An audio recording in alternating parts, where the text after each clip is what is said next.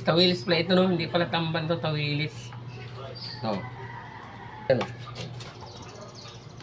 Kita nyo ba kung paano ko dinalis siya? Okay na.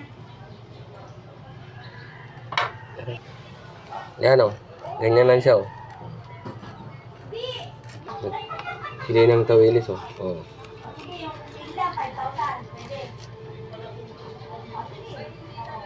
Baka, sasabihin ko, 5,000 yung pwede. Diba? Oh, diba? Ganun lang. Oh. Huh? Okay. Ito na. Tapos na natin itong i-boneless yung tawilis natin. Lagyan natin ito.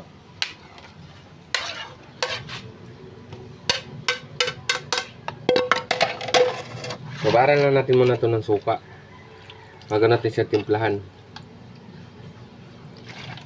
Babad na natin siya dyan mga 15 minutes lang para matanggal yung lansa niya. So ito na, tapos na yung ano natin, tawilis. Lagyan na natin to, sibuyas, kamatis, sili, green sili, luya. Sama-sama na dito yan. Sama-sama na lahat yan.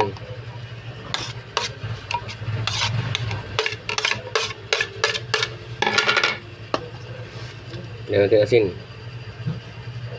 Tapos paminta. Tras. Ito. Laki ito. Oh. Lagyan natin ito. Ayan. Bakit ito? Ayan o. Ayan pang matay dyan, oh.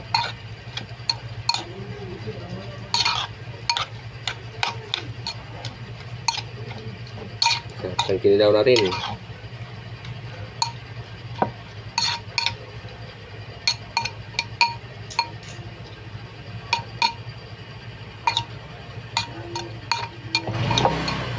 So, ito na. Tapos na natin itong kinilaw natin. Oh. Tikman na natin ito ngayon. So. Yan. Oh.